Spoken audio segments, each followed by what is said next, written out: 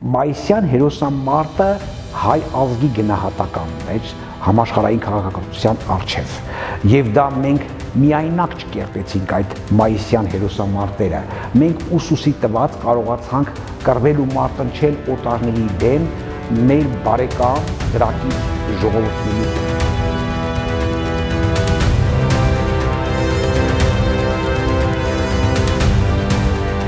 Հպարտությամբ եմ ասում սա, 98 թվականին դեռևս մեր նախկին պաշտպանության նախարար երջանկահիշահատար Վազգեն Սարգսյանը փետրվարի 10-ին ստորագրեց հրամանագիր, որով ի պատիվ մեզ այս լսարանը անվանակոչեց Ջահանգիր աղայի։ Մարտավարական առումով ուսուցողական մեծ նշանակություն ունի Ջահանգիր աղայի կատարած մարտավարական գործողությունները Բաշապարանի ճակատամարտում, որովհետև ինքը շատ լավ կարողացել է ուսումնասիրել տեղադրական քարտեզները, բացի Ջահանգիր աղայից եզդիական ջոկատներ է հանել մարտնչելու ընդդեմ թուրքերի նաև Ուսուբեկը, եւ ստացվում է, որ Ուսուբեկի ու Ջահանգիր աղայի համատեղ այդ երկու եզդիական ջոկատները, որ գումարում են իրար, անձնակազմի թիվը համատեղ կազմում է 1500 հոգի։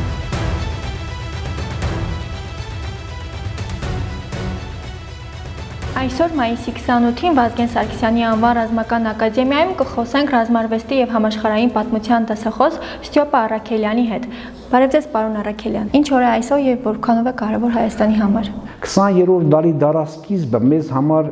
եղավ անակնկալների մի ժամանակահատված։ Պանթուրքիզմի դիմակով քողարկված թուրքերը սկսեցին ձեռնոց նետել մեր հայոց պետականությանը եւ դա արտահայտվեց մայիսյան հերոսամարտերի տեսքով։ Սա մեզ հայերիս համար եղավ պատերազմ ոչեմ ապրողած։ Մայիսյան հերոսամարտերի արդյունքում հայ ազգը ցույց տվեց իր հավաքական կամքը։ Շատերը հոռետեսորեն օտարազգիները փորձում էին ձեռնոց նետել հայի ինքնությանը, հայի գաղափարական ամբողջականությանը եւ չէին պատկերացնում, որ հայերը կարողանան հավաքական կամք ցուցաբերել եւ դիմագրավել օտարի մարտահրավերներին։ Այ մայիսյան հերոսամարտերը մեզ համար ունեցան մի այնպիսի նշանակություն, որ մենք համաշխարհային քաղաքակրթությանը ցույց տվեցինք մեր հայ էթնոսի ինքնությունը, մեր աշխարհանկալումները, մեր ով լինելը։ Մայիսյան հերոսամարտը հայ ազգի գնահատականն էր համաշխարհային քաղաքակրթության առջև, եւ դա մենք միայնակ չկերտեցինք այդ մայիսյան հերոսամարտերը, մենք ուսուսի տված կարողացանք կռվել ու մարտնչել օտարների դեմ մեր բարեկամ դրակից ժողովուրդների հետ, մասնավորապես եզդի ազգի ներկայացուցիչ Ջահանգիր աղային եմ ուզում անդրադառնալ։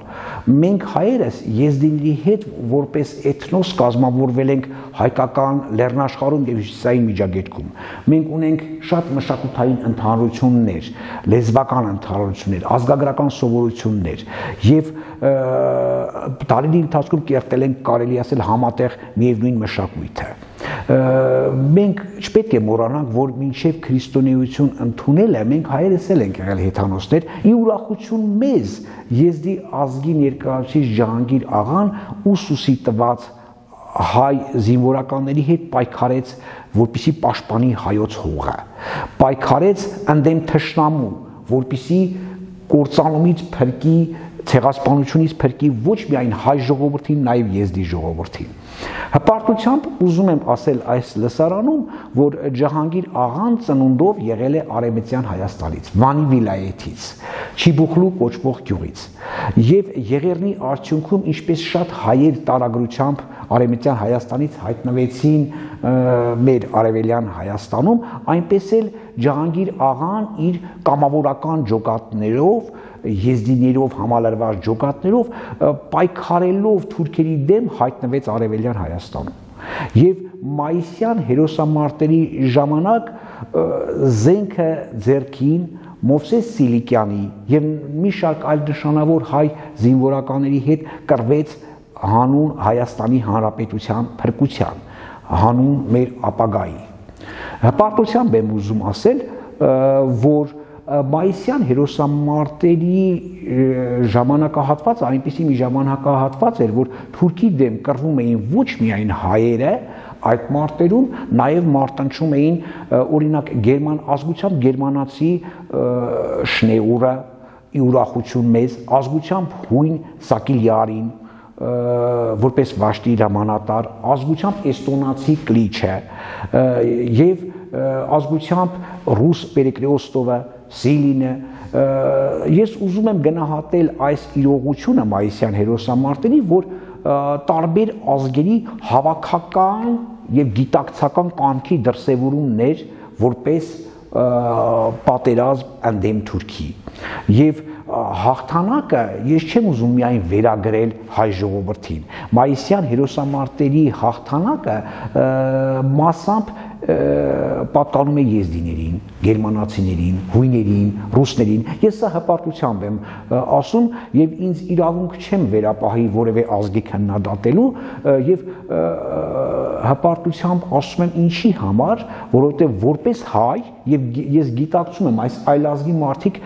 գնահատել ու սիրել են հայ ժողովրդին որպես համաշխարհային մշակույթ կարող ազգի, դրա համար էլ պաշտպանել են հայ ժողովրդին մայիսյան հերոսամարտերի ընթացքում թուրքերից։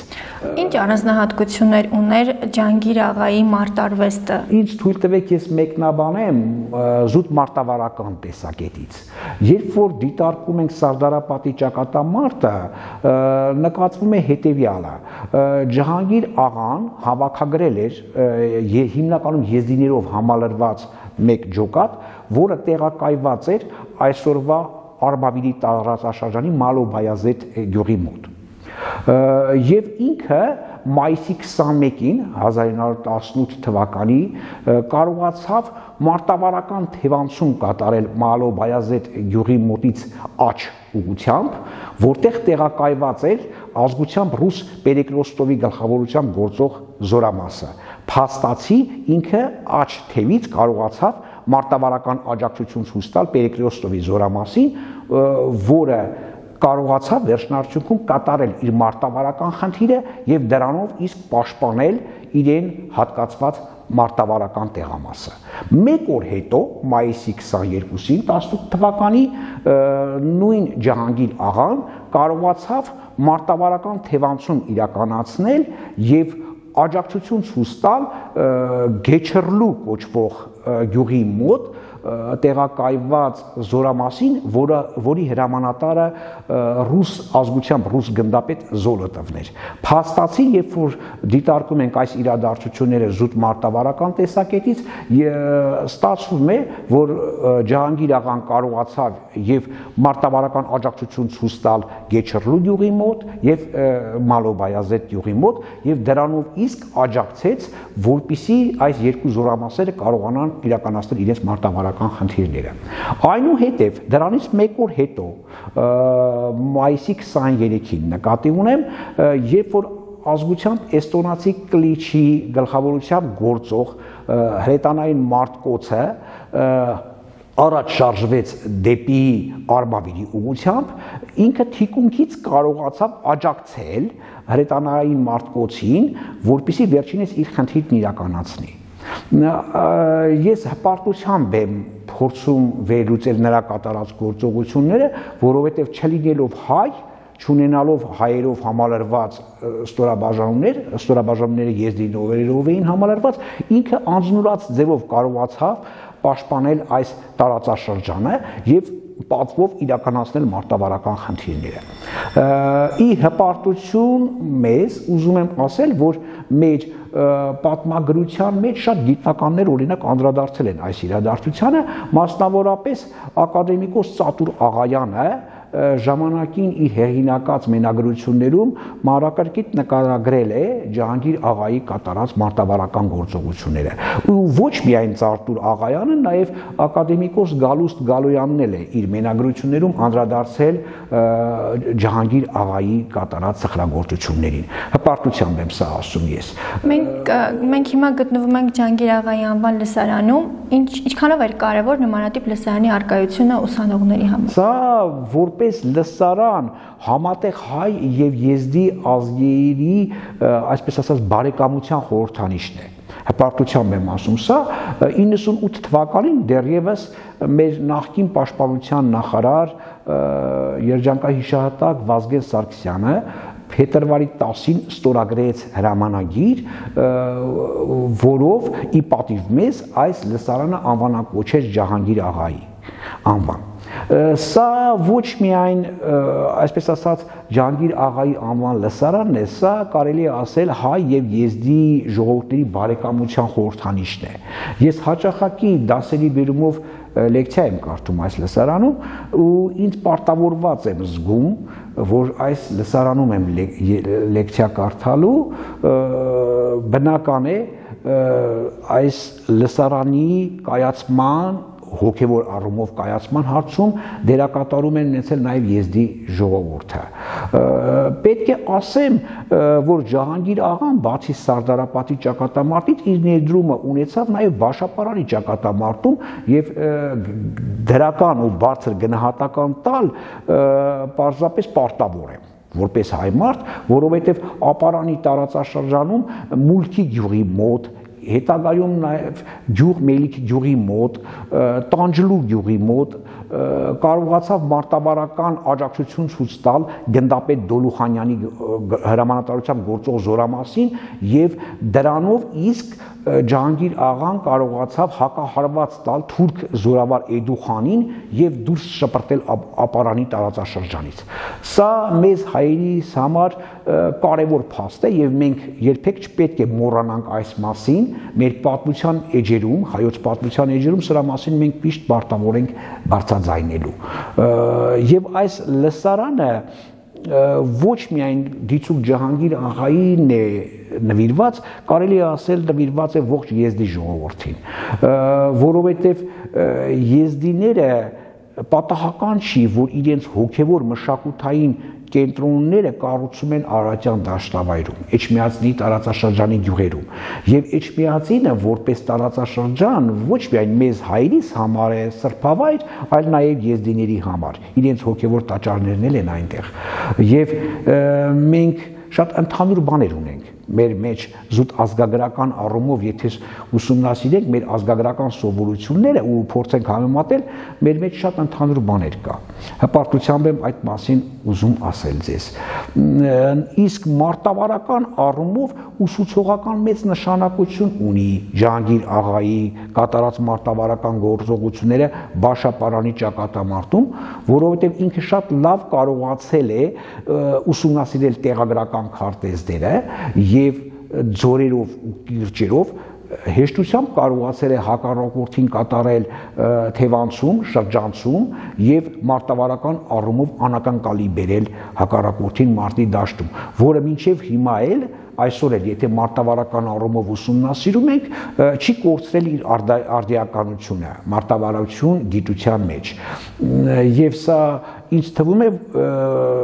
գովելի փաստ է, որ մենք այսօր անդրադառնում ենք Ջահանգիր աղայի կատարած գործունեությանը։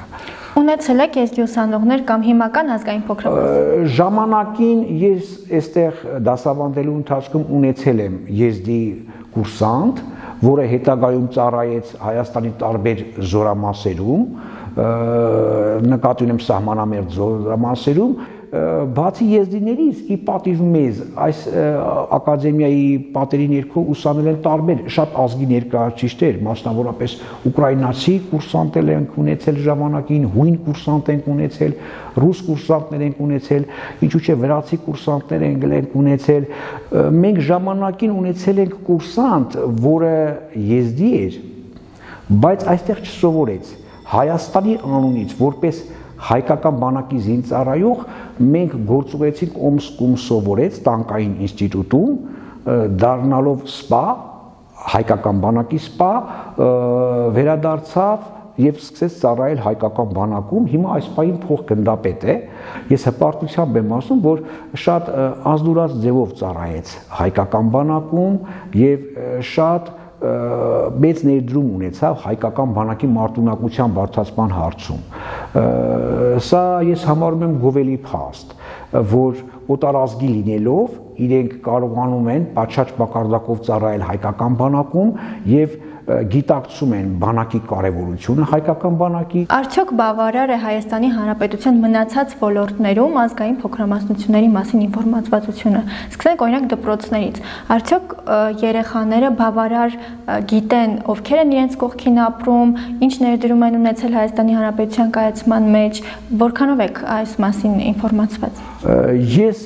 ձեր հարցը որպեսզի ավելի հստակ կարողանամ պատասխանել հարցին եւ մեկնաբանել, ես կարծում եմ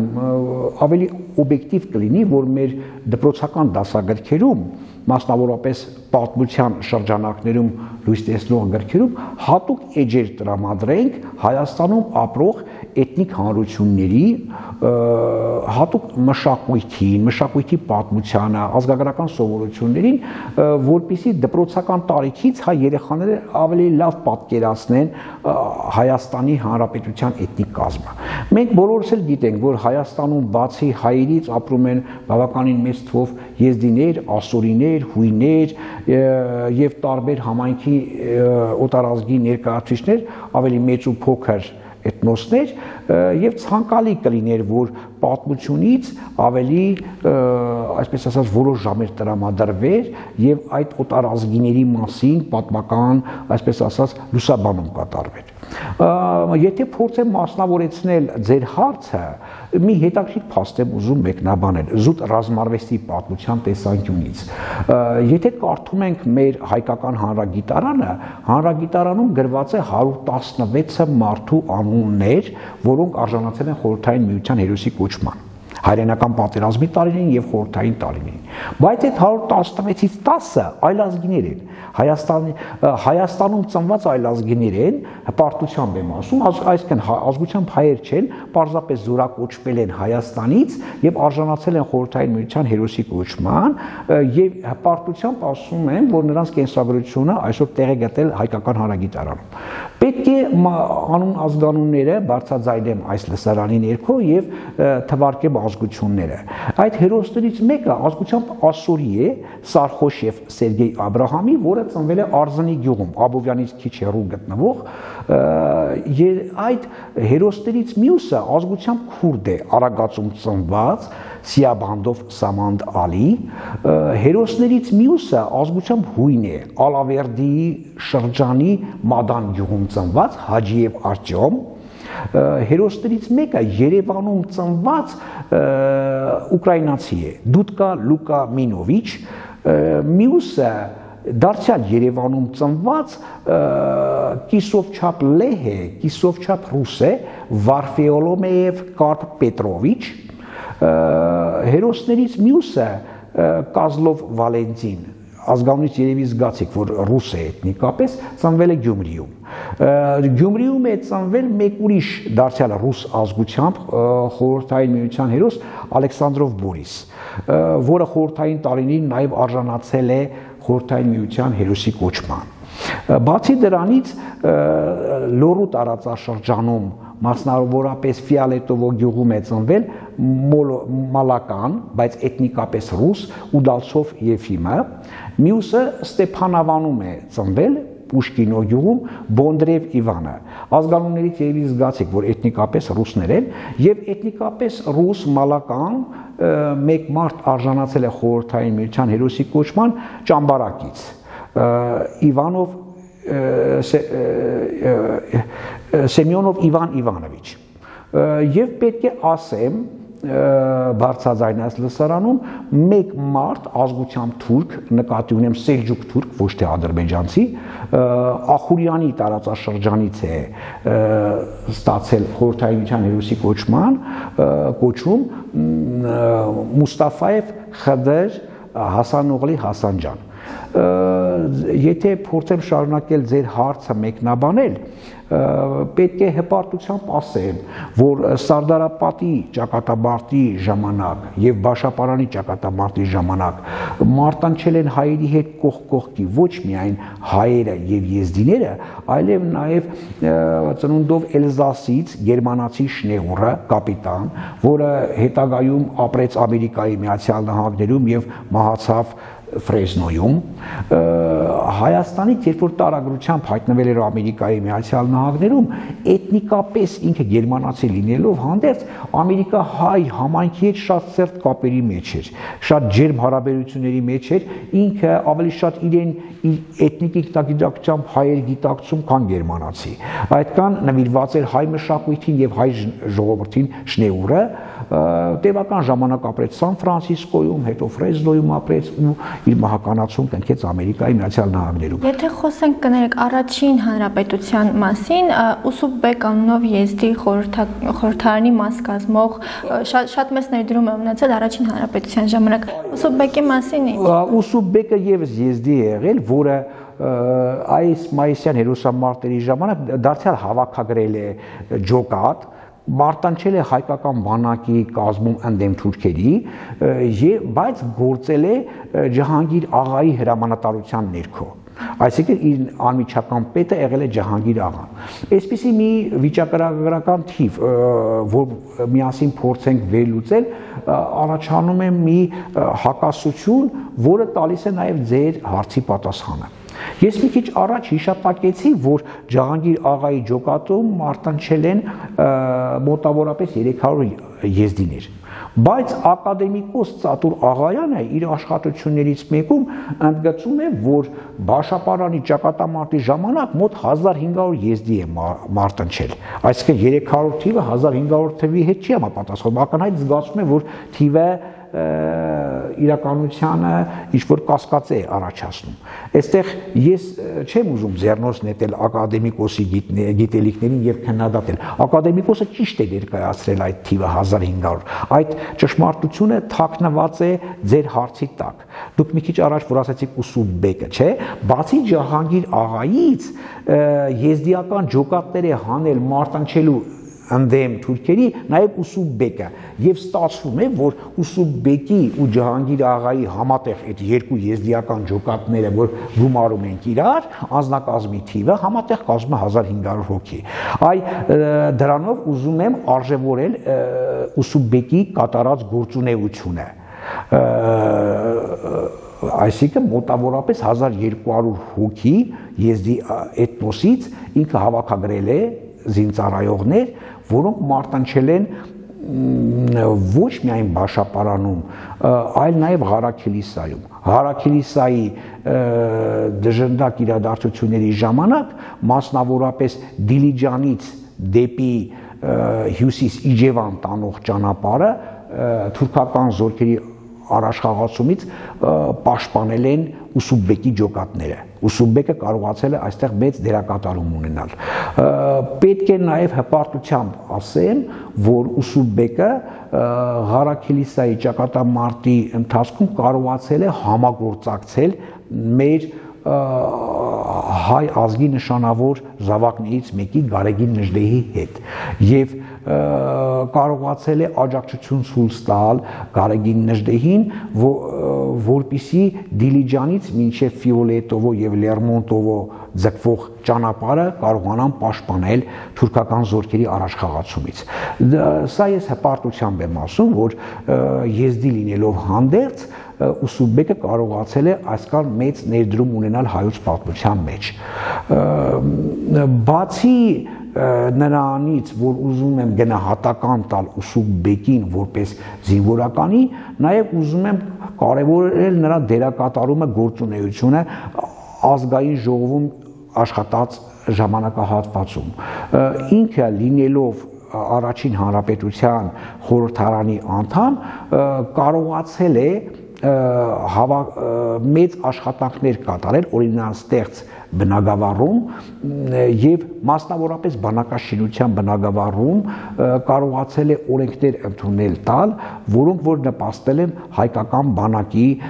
հզորացմանը, այսպես ասած մարտունակության բարձրացմանը։ Ես ինչ եմ ուզում մասնավորեցնել, հատկապես Հյուսիսային Կովկասում գտնվում էին ռուսական զորքեր գեներալ Դենիկինի գլխավորությամբ, որ կարողացավ զենքով աջակցություն ցույց տալ մեր առաջին հանրապետության բանակին։ Այդ Հյուսիսային Կովկասից զենքի ներկրումը Հայաստանի Հանրապետություն կազմակերպել եւ կարողացել է իրականացնել Ուսուբեկը Վրաստանում ապրող մի շարք եզդիների միջոցով։ Եթե փորձեմ ավելի մանրամասնություններ ասել, ինչ վտանգեր դա իրենից ներկայացնում։ Երբ որ Դենիկինի բանակից փորձում էին զենք զինամթերք ներկրել Հայաստան, Հյուսիսային Կովկասում ապրող թուրքալեզու ցեղերը խանգարում էին այդ գործառույթին։ Նկատի ունեմ ներկայիս Չեչնիայի, Ինգուշետիայի տարածքում ապրող այդ մուսուլմանական ցեղերը, կարաչայիները, հատկապես չերքեզները Ստավրոպոլի երկրամասում ամեն ինչ անում էին, որպեսզի խանգարեն զենքը Հյուսիսային Կովկասից չգա Հայաստան։ Այ Ուսուբեկը եզդի լինելով հանդերձ Վրաստանում ապրող մի շարք եզդիների ջանքերով քողարկված ձևով կարողացավ գաղտնի զենքերը Վրաստանի տարածքով Կովկասյան լեռնաշղթայով մտցնել Հայաստան։ Այ եթե այստեղ եզդիների օտարազգի լինելու հանգամանքը չլիներ, միգուցե մենք չկարողանայինք խապել այդ թուրքալեզու ցեղերին եւ զենքը ներկրել Հայաստան։ Այս առումով եմ փորձում գնահատական տալ Ուսուբեկի կատարած գործողությանը, որը անշուշտ ես գովելի փաստ եմ համարում, որ կարողացել է նա կատարել։ Բացի այդ, առաջին հանրապետության ժամանակահատվածում Շամքորի մոտ տեղի ունեցավ մի բացասական մեծ հայերիս համար ողբերգական փաստ։ Կարսում տեղակայված թնդանոթները հրետանային, երբ որ փորձում էին տեղափոխել Ադրբեջանի տարածքով Բաքվի վրայով դեպի Հյուսիսային Կովկաս, փաստացի այդ հրետանային թնդանոթները, երբ որ հասան ուտիք եւ գարդման, սկսեցին օգտագործվել հայերի դեմ։ Կոնկրետ խոսքս վերաբերում է Շամքորի եւ Դաշկեսանի հայկական գյուղերի դեմ, թուրքերն սկսեցին օգտագործել։ Այս հարցում դարձյալ մեծ օգնություն ցույց տվեց Ուսուբեկը։ Բացի այդ, ինքը շատ ջերմ հարաբերությունների մեջ է եղել Մովսես Սիլիկյանի հետ։ Մենք գիտենք, որ Մովսես Սիլիկյանը ազգությամբ հայ չէր, ուտի էր։ Ի հպարտություն մեծ ինքը քրիստոնյա ուտի էր։ Մովսես Սիլիկյանը դիվիզիայի հրամանատար գեներալը եւ գիտակցորեն շատ մեծ գործեր կատարեց մեր հայկական բանակի համար, մեր հայկական բանակի հզորացման համար, մեր հայոց առաջին պետականության պահպանման համար եւ այսօր ես որպես հայմարտ պարզապես չէի կարող գնահատական չհնչեցնել նրա հասցեին, չլինելով հայ, այնպիսի մեծ գործ կատարեց Սարդարապատում հայկական բանակի համար, որ հավերժ նրա անունը գրվեց հայոց պատմության մեջ։ Ես չեմ կարծում, որ աշխարհում կարող է գտնվել գետ-մեկ հայ մարդ, որ իրեն իրավունք կվերապահի քննադատելու Մովսես Սիլիկյանին կամ թերագնահատելու։ Ճիշտ է, ես ազգությամբ ուտի չեմ, ես հայ եմ, բայց հպարտությամբ եմ նրա անունը ասում եւ ոգեշնչված եմ նրանով, նրա կատարած գործով Սարդարապատ։ Ձեզ շատ շնորհակալ եմ հարցազրույցի համար, եթե տոնի արդիվ ունեք շնորհավորական ուղերձ հայրենակիցներին կարող եք ուղղել։ Ես ուզում եմ շնորհավորել ողջ հայ ժողովրդին։ Մայիսյան հերոսամարտերը մեզ բոլորիս համար կարևոր է։ Կարևոր է դա ոչ թե որպես պատմական փաստ կամ որպես անցյալում կատարված իրողություն, կարևոր է դա մեր ապագայի համար։ Մայիսյան հերոսամարտերը մեզ հայ ազգիս համար վառում է մի կանաչ լույս։ Եթե մենք կարողանանք կրել այդ մայիսյան հերոսամարտերից մեզ ժառանգած մշակույթը ու չմոռանալ, մենք ապագայում կհասնենք ինչ-որ բարձունքների, մենք ապագայում կունենանք պայծառ ապագա եւ կարող ենք հաղթել ու դիմագրավել օտարից մեզ նետված բոլոր մարտահրավերներին։ Մայիսյան հերոսամարտերը մեր հավաքական կամքի արտահայտությունն է, համազգային հավաքական կամքի եւ մեր ինքնության դրսեւորման գնահատականն է։ Ես պարզապես էլ ուրիշ բառեր չեմ կարողանում գտնել գնահատական տալու մայիսյան հերոսամարտերին։ Եվ այսօր գտնվելով այս լսարանում ուզում եմ իմ երախտագիտության խոսքերը հայտնել ոչ միայն հայ ժողովրդին, այլ նաև եզդի ժողովրդին, գերմանացիներին, հույներին, էստոնացիներին, ռուսներին, բոլոր նրանց, ովքեր համատեղ ջանքերով մեզ հայերիս համար կրեցին մայիսյան հաղթանակները։ Եվ մեծամիտ կլինեմ, եթե օրինակ փորձեմ մայիսյան հաղթանակները վերագրել միայն հայ ժողովրդին։ Պարզապես ուզեմ ասել, որ մայիսյան հաղթանակները համամարտկային, համազգային, հումանիստական համատեղ ջանքերի արտահայտություն է։ Մենք քաղաքակիրթ ազգերի աջակցության եւ ներդրման շնորհիվ կարողացել ենք հասնել այդ հաղթանակին։ Մայիսյան հաղթանակները խոսում է այն մասին, որ մենք հայերս վաղնջագույն ժամանակներից եղել ենք համաշխարհային քաղաքակրթություն կրող ազգ եւ այդպեսին էլ կանք։ Շնորհակալություն ձեզ